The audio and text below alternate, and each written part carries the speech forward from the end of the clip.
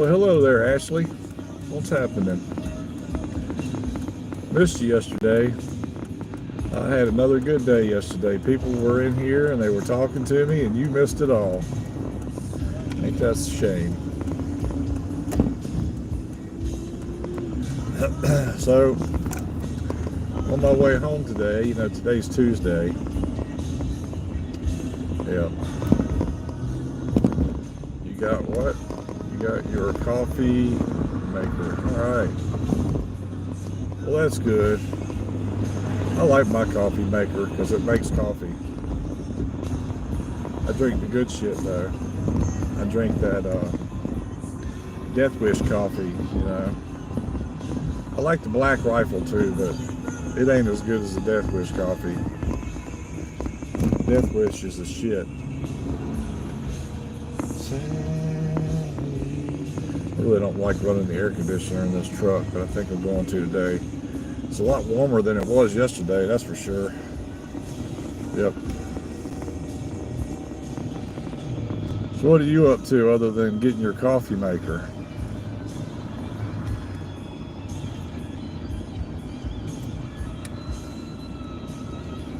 Drinking a pink lemonade ghost today. Stuff's pretty tangy. I like it. Look, we got another viewer. Somebody else is in there. You have to go get coffee filters and nothing just rolling around with Tommy. You ought to get you one of those French presses, Ashley. It's like it looks like a pitcher, but it's got a screen. You put the coffee in and you put your hot water in, right? Then you stir your coffee up in the hot water, and then you put this filtering thing on, and you let it sit for about 5 minutes. And then you go ahead and get your cup, your sugar or honey or however it is, you sweeten your coffee in there. And then you push that plunger down. I'll show you. I'll make a video or something like when I get home or something, or maybe tomorrow morning when I'm making breakfast and stuff to go to work. But anyway, so you push the plunger down and it filters out all the coffee grounds, right? And then you pour it into your cup. That's what they call a French press. But you have Amazon. You should be able to look it up. It's not really hard to use. You just take 2 tablespoons of coffee and you put it in the water and let it sit for 5 minutes. You stir it up, before you let it sit. And that's how I make coffee every morning. You got one of those Keurig things where you put it in, or did you get like one that has coffee grounds that you put in the filter? Well, you said you had to go get filters, duh. I should have known that.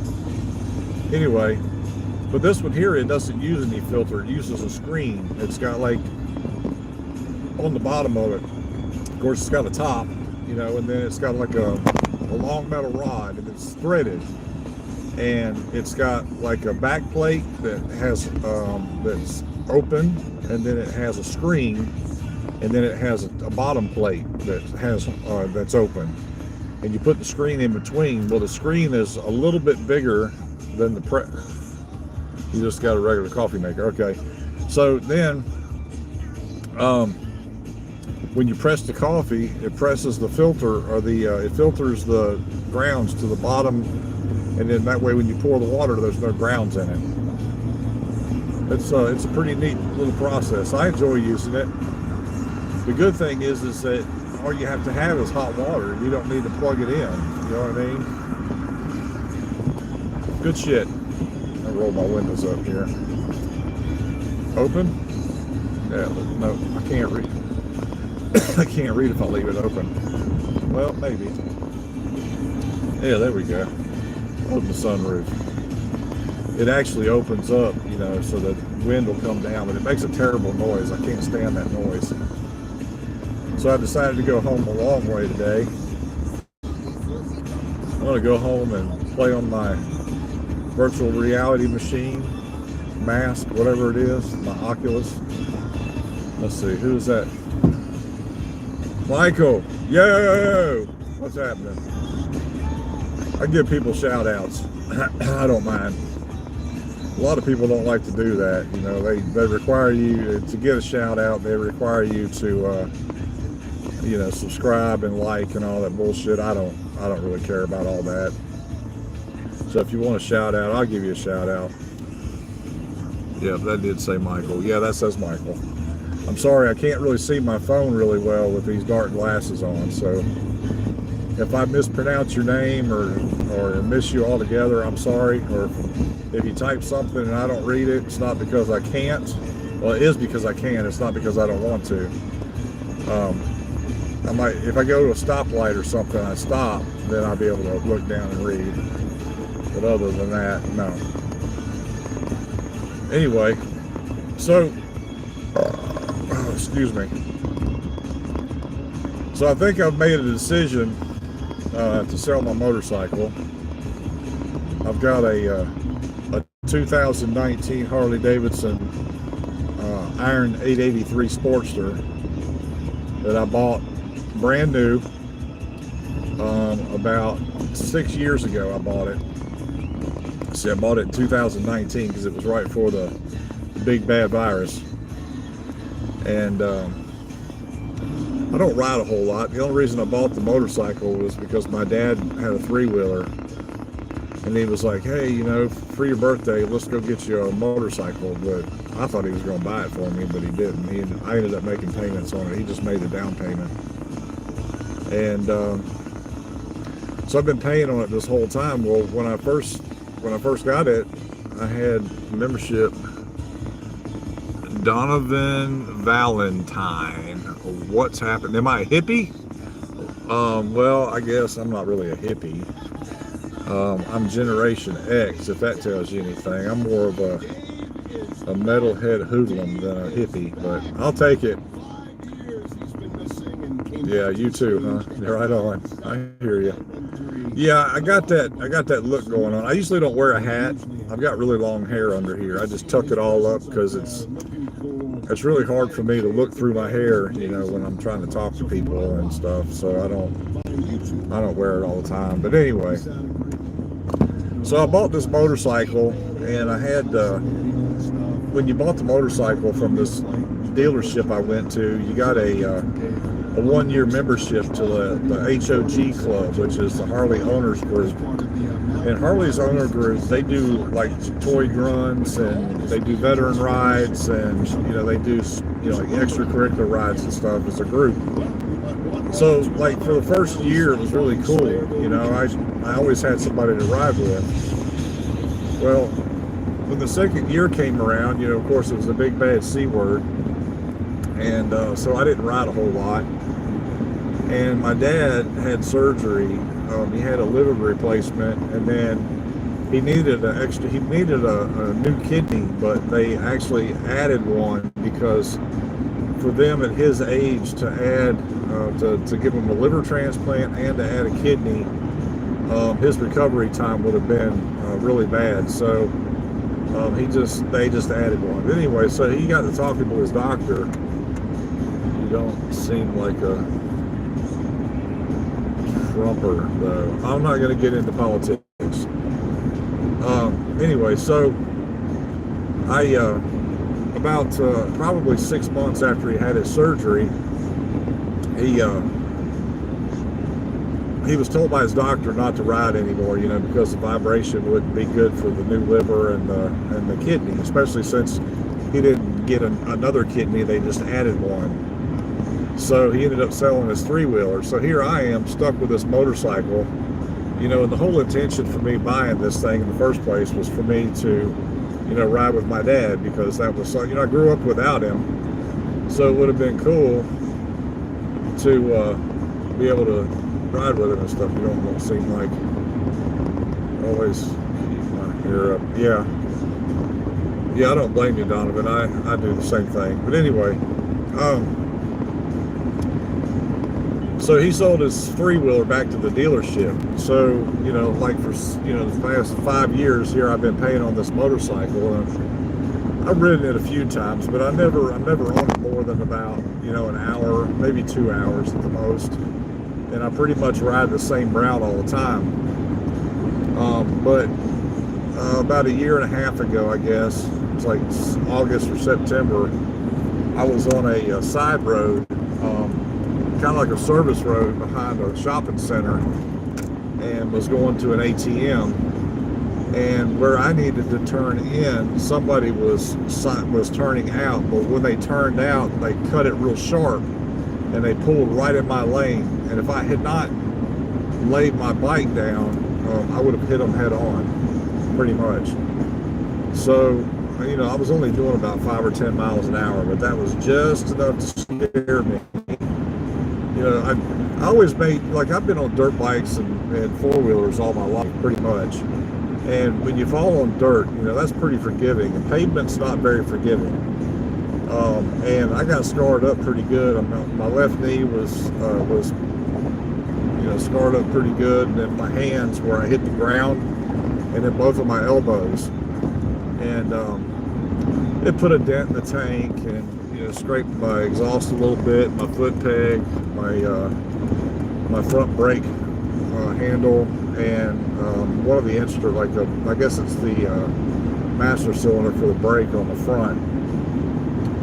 And I mean, it's, you know, that stuff's aluminum, so it just ate the aluminum up. So I had pretty much decided at that point that I was going to sell it, but I wasn't sure, because I wanted to, you know, I was still paying on it that time too. And I thought, well, you know, anybody who buys it from me is not going to give me, first of all, what I want for it. And number two, is to pay off what I owe.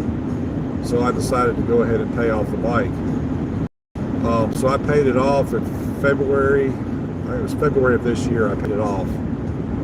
And it was just so happened that today I was sitting in a lunch meeting at work, and my phone rings, and lo and behold, it's the freaking Harley Davidson place that I bought the bike from. And he leaves me a message, you know, this is so-and-so from Harley Davidson, Doc's Harley Davidson. We'd like to talk to you and kind of see what you're up to these days, and blah, blah, blah. So I thought that, you know, he was going to see if he could get me back at the HOG club. Well, as it turns out, they were actually looking for me to come in and trade my bike in on another one. They want, you know, they always try to keep that constant cycle so that they can keep the money and you know, coming in and sell their inventory, because some of these dealerships, you know, they expect good sales. It's like a projected sales for the year, so they order a bunch of, you know, the bikes that they have that they order don't sell, so they end up having to like wholesale them to different dealerships or sell them through different dealerships. But anyway, so I called the guy back, and I'm like, hey man, you know, this is me, and you know, I was just kind of wondering what the phone call was all about. And he's like, the first question he says, well, we just want to know if you're riding anymore. And I'm like, no, not a whole lot. I explained to him what happened and everything. And he was like, man, I'm sorry to hear that. He goes, well, how bad is the damage? And I said, well, it's, you know, there's just a little ding in my tank where the mirror hit it. Because on my bike, the mirrors are actually supposed to be upright. You know, but I wanted them, you know, down underneath of the handlebars, so that, you know, it looks cooler, you know what I mean? And it's not so much going on up here in my line of sight. So I flipped them, across them, and flipped them underneath so that they are point down. And it's easier actually for me to kind of, you know, look down like this than it is for me to raise up and look like that in my mirrors. So, you know, I told him kind of what was going on, and he was like, well, you know, we'll buy it from you. And I was like, okay, cool. You know, I just got the title for it, you know, like last month or something like that, or back at the end of March. I'm sorry. I don't know why, but I'm just thinking we're still in April.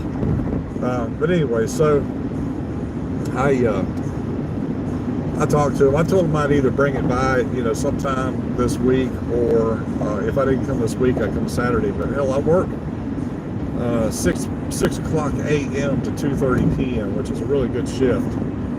And I can't do it today because my fiance is she's not going to be at home this evening. She's got a happy hour thing at lunch, and then or at her work. And then she's going to see a movie afterwards. So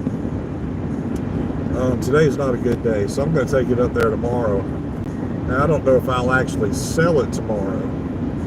I'm afraid that, like with the damage, with a little bit of damage that there is, they're going to try and stick me on that. But see, I've got a bunch of aftermarket parts on it too. I put a sissy bar on it. I've got 2 leather bags I put on it. I've got the foot pegs. Well, those are Harley Davidson foot pegs. I've got a 2-person seat that I put on it myself. And then I've got an aftermarket air breather on it. So, I'm hoping maybe some of that other stuff will add a little value, even if it is just aftermarket junk. This bike has never been in the rain. I've never ridden it in the rain. It's never parked outside. I keep it in a building, so there's no rust on this bike at all anywhere. And I'm taking really good care of it. Let's see here. Hope Koenig, is that right? Koenig. I'm sorry if I mispronounce your name, Hope. I don't mean to. I'm driving and I really can't, pay attention over here too much. But anyway, so tomorrow looks like it's going to be the day. I'll take it up there. I'll take the title with me. I want $7,000 for it because when I bought it, it was 89. It was 89.59 or something like that. Well, hell, you figure I've been paying on this thing 6 years, so by the time the finance charges, and everything, add up on top of that price, I've paid $10,000 for this motorcycle. It might have, I think it's only got like 2,200 miles on it. And then when I bought it, they were real sticklers about, you need to bring it in for this 1,000-mile service. So, because people, when they buy motorcycles, they look for the service records on it. And so I took it in for its 1,000-mile service. And I'm hoping maybe that'll help, with the value some. I haven't abused just puttering around. I'm not one of these speed freaks like that buy these crotch rockets. I don't know how these kids they get on these crotch rockets and all of a sudden they think they're invincible. I don't understand that, especially when they're like going down a busy highway or little side streets. All it takes is for somebody not to hear or see them coming and pull over in their lane and they're doing twice the speed limit. You know what I mean? And the bike's going to stay where it was at, and they're going to go, flying on. I don't do anything like that. I'm not, I might raise hell on my dirt bike. But hell, I haven't ridden my dirt bike, and I bet you it's been 5 or 6 years since I've been on my dirt bike. I do go out in the building and start it up every once in a while. I've got a 2012 Suzuki RMZ 250. It's a full-blown motocross bike. It's all beefed up and everything. I bought that thing brand new. It had like 2 miles on it when I got it. I bought it at Big St. Charles Motorsports over on St. Charles, Missouri. And I'd always ridden dirt bikes and four-wheelers, when I was younger. My daughter had a four-wheeler. My other daughter, I got 2 daughters. One had a four-wheeler and one had a dirt bike that I gave her that I actually bought for myself. But, I wanted to do some recreation with them. So I told my oldest daughter, I said, look, if you can start this thing and keep it running, I'll give it to you. So she went out and kicked that. She must have been out there like, I don't know, an hour and a half or something like that. She tried over and over and over. She finally did.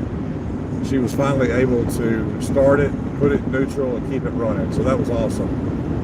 So then I took her out in the cornfield and showed her how to ride it. I put her in front of me and I let her put her feet on top of mine. And, I let her put her hands on top of mine so she can see what I was doing with, the gear shift, the gear, the clutch handle, and the brakes, and the gas and everything, and told her how to listen to the thing, and listen to what the motor's doing, so you can decide when to shift. I told her kind of how to think quick, like if somebody crashes out in front of her, how to look out for that and what to do in case that happens. She ended up riding that thing all by herself, I don't know, like the next day. And then I took her to a motocross track, and she was riding, pretty good. And it was like by the end of the day, being at the motocross track, she was a lot more comfortable, a little more ballsy, even though she's not a little boy, she's a little girl. And she was jumping, like single jumps, nothing real heavy, small single jumps. So that was pretty cool to see that. And then my other daughter, the younger one, she had, I bought her one of those little Tao, it's like a 125cc piece of shit Taiwan four-wheelers. Was her first one. It was really too small for her, but it was just kind of an intermediate thing to get her started. And after we, I don't know, the damn thing, it seemed like whenever it cut off or it sat too long, it won't start. So it didn't have a choke. It had an electronic choke on it, and it was a battery start. So she would crank it or go to crank it, and the damn battery would run down.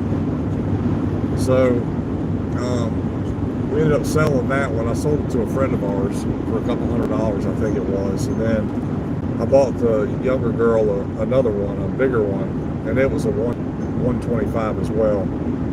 But it was made by a different company. I don't even remember the company now. But it was a Honda knockoff, and she got really good on it. But I ended up selling it. I won't get into why, but it has to do with her mom.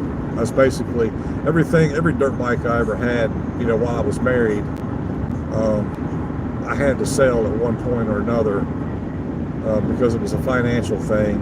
Their mother, well, I don't want to get into that. I'll talk about that another time. Anyway, so yeah, I've got this dirt bike and I don't ride it, so I'm going to end up probably selling it back to the place I bought it from. I'll probably take about $5,000 for it. I'm not sure. It doesn't have a lot of hours on it. Because the thing is like when I lived in North Carolina, I kept the dirt bikes and motorcycles porch, and we had a screened-in porch that I could lock. So if anybody ever tried to get away with one of them, I would hear them before they got away. So, there was out in the country though, so nobody was ever out there. So I could get on the bike, and ride a half a mile, and I'm in the woods. You know what I mean? And it was always really cool to do that because, I always had a place to ride, and I didn't mind riding by myself at that point either.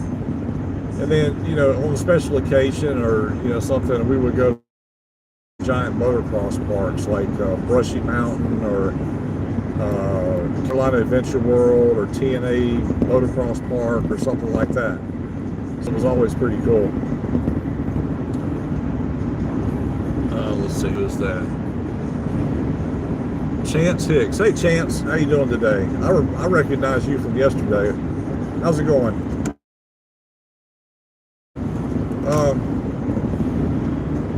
I may end up selling my dirt bike as well, but not right now. I think I'm just going to sell the motorcycle first and see how that goes. To see the process, because I've always bought stuff. I've never really sold it. You know what I mean? And I don't know how that works. I know that I'll have to have a title for it and all that good shit. Actually, my dirt bike does have a title. But I've also have two 49cc scooters, and for no more ride than what I do, a 49cc scooter should be plenty for me, because I don't know. I don't really go a whole lot of places, that would require me to, like with my motorcycle. One of the reasons I got it was so that I could go to Sturgis. I've always wanted to go to Sturgis, South Dakota, for the big bike rally they have there, and that's like one of the most awesome places from what I understand. I've never been there, and I was wanting to do that, but God, it's so expensive. I mean, like, I've got a trailer and I've got a truck that'll make it, so I can pull a bike there, no problem. But it would be really expensive, to make the trip. Plus, you got to make, hotel reservations for the whole week. And then, a lot of the stuff that, the activities and stuff that you do there, they all cost money. So you're looking at spending, $3,000 or $4,000 in a matter of a week, on this bike rally. And I was like, I don't know about all that. So I haven't gone yet. But anyway, so no more riding than I do. I think the scooters will be fine because, if I ride them, I'll just go like to the store or just go out pleasure riding through the neighborhoods. There's a lot of side streets, and I can go places on the side streets without ever having to touch a main road. Unless, of course, I wanted to go across the river to St. Charles or something, I do have like I said, I do have a trailer, so if I wanted to take them somewhere, out in the middle of bumfuck nowhere, I'd be able to. Oh yeah, I forgot they've got this exit closed. Damn it, I forgot. I'm gonna have to go the same way I did yesterday. I came through today and I had it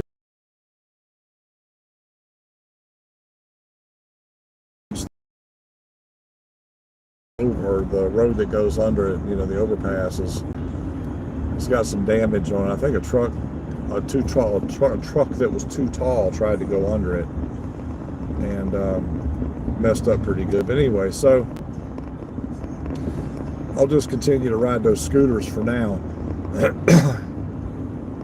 because I've got more money invested in those two things and time really than I do with the motorcycle, at least at this point. And they're easier to maintain.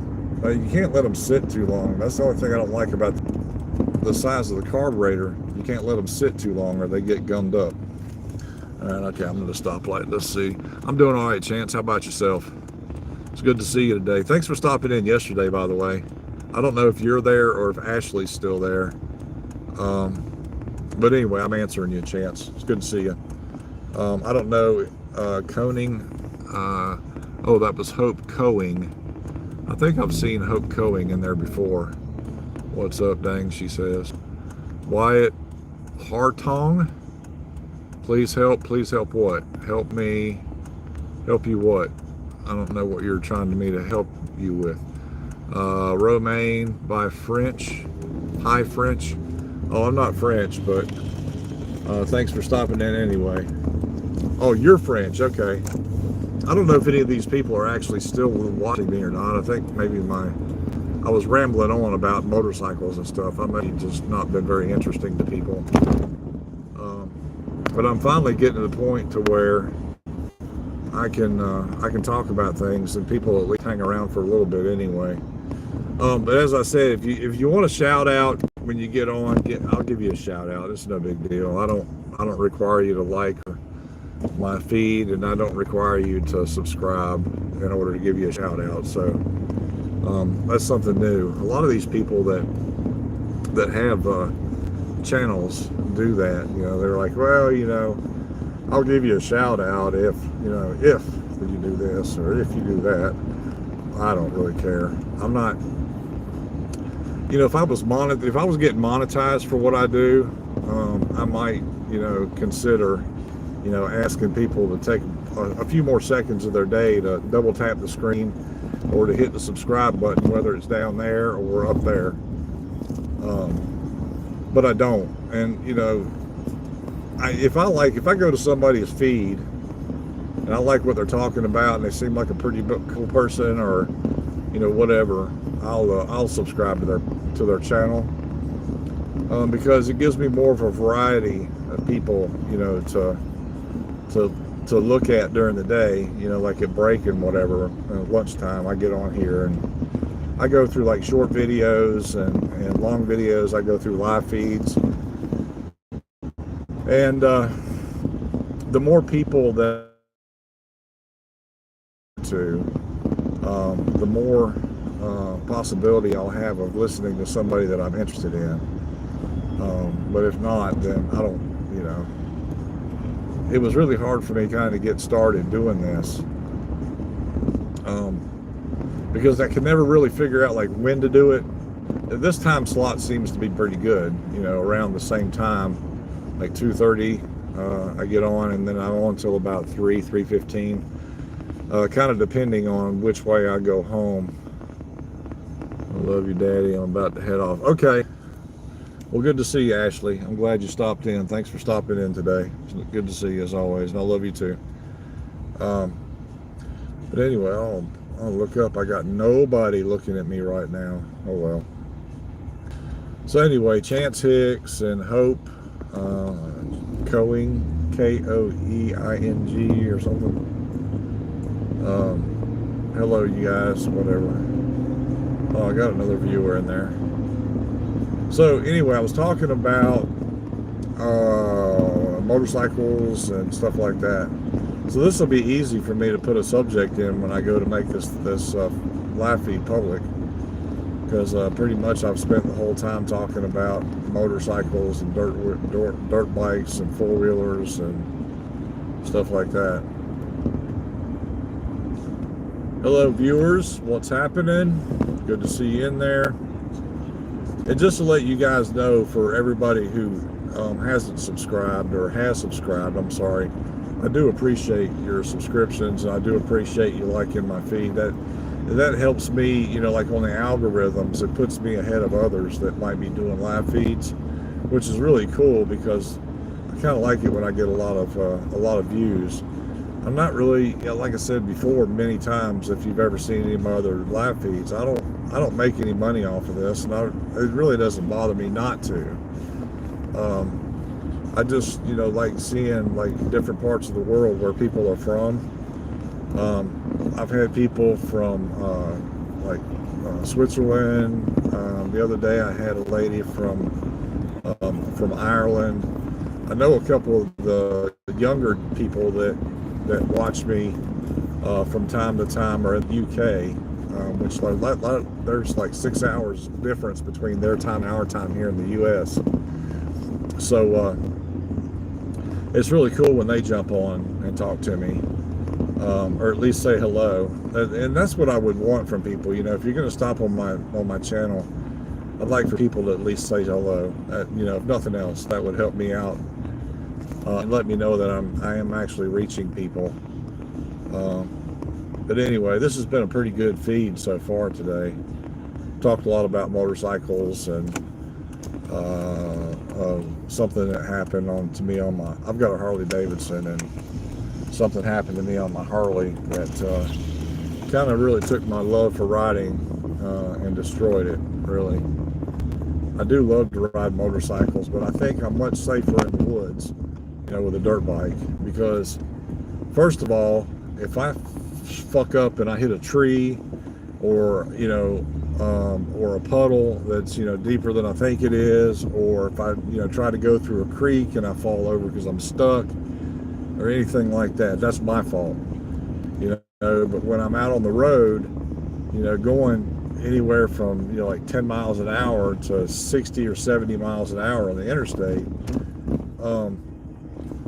and somebody hits me or, you know, causes me to crash, that's on them, not on me. Because to be honest with you, I do pay very close attention to myself and the cars around me when I'm riding.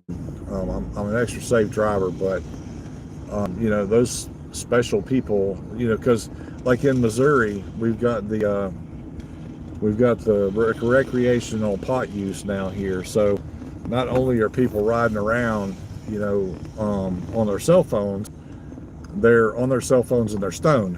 So that really kind of spoils things for me. I'm just really not interested in riding anymore. Anyway, so I'm home, guys and girls, or whoever else is out there watching. I appreciate all the likes today. I got 6. I don't think I've ever gotten that many. So I want to thank you guys for stopping in.